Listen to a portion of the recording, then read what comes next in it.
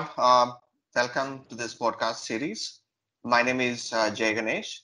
I head the R&D and innovation for Mphasis. I head this unit called Mphasis Next Labs, which is the applied R&D and innovation group, which focuses on emerging areas like AI, machine learning, deep learning, quantum machine learning, etc. We work on client relevant problems and we work towards building IP-based solutions for our customers. As a group, we have filed a number of patents and we have had several patents granted in the area of AI and machine learning. We have also built several client relevant and industry relevant solutions which have won a number of awards from global bodies. Today, I am here to discuss the concept of Bayesian machine learning, and I have my colleague Ashutosh with me to discuss on this topic. Ashutosh is a senior data scientist within Next Labs, and he works on a number of areas, Bayesian machine learning being one of them. He also works extensively in the area of deep learning, machine learning, graph theory, etc. Ashu, welcome to the podcast. And let me start by requesting you to introduce yourself, and then we'll dive deeper into the topic. Yeah, thanks, Dr. Jay. Hi, everybody. As Jay has introduced me, I am a senior data scientist working in Next Labs. I have been working on different domains from a very long time with respect to information extraction, information retrieval, and predicting and forecasting different sales models and different things like that. Yeah, that is about the introduction part. Thanks, Ashu. And today's topic is about Bayesian machine learning and Bayesian approach towards solving problem. Can we start by introducing what is a Bayesian approach, and most importantly, what attracted you to this particular topic? What made you choose this as your topic of research for writing this mini book? Sure, Dr. Jay. When I was studying about different machine learning algorithms, I was using them.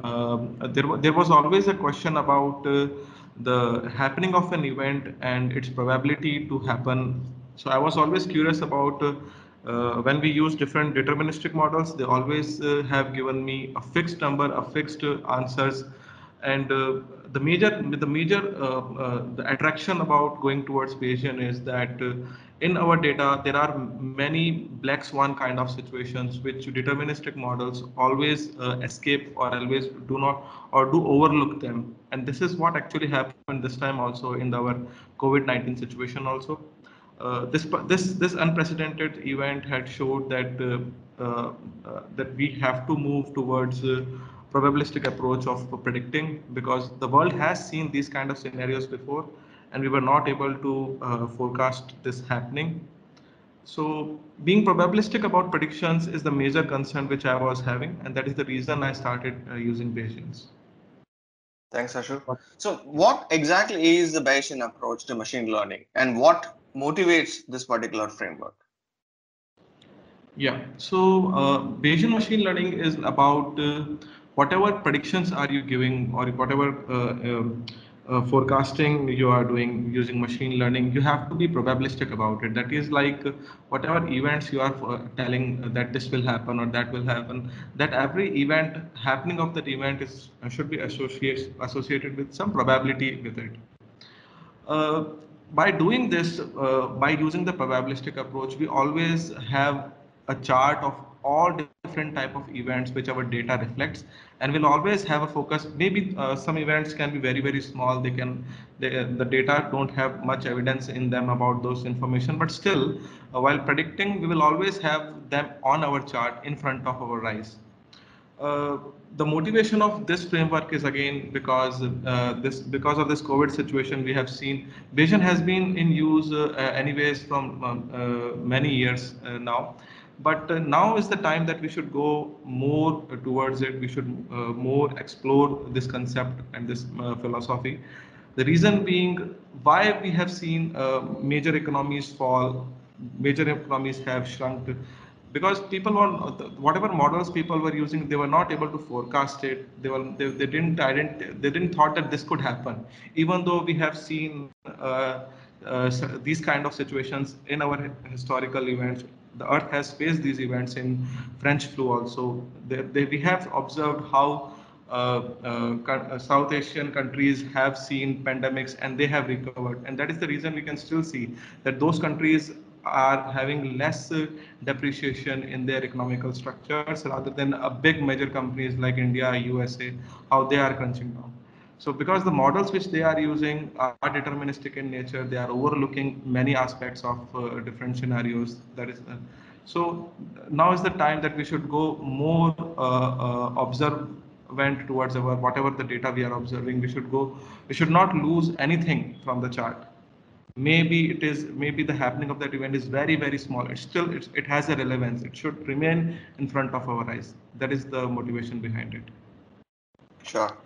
It reminds me of one of those statements made by a former defense secretary in the US, where he said, even if there is a 1% possibility of an event occurring, we should consider it as a potential certainty.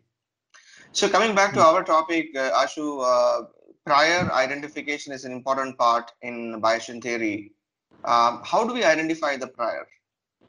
Yes, the prior is very is actually it's the most complex part of Bayesian theory. The reason being, there are certain probabilistic distributions which we have in our hand, and we have to convert the whatever data is incoming into those distributions.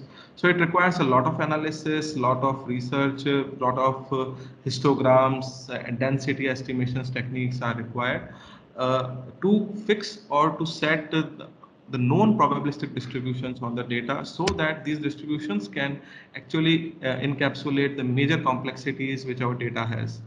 But thankfully we have lot many different approximation algorithms also available, so we use that.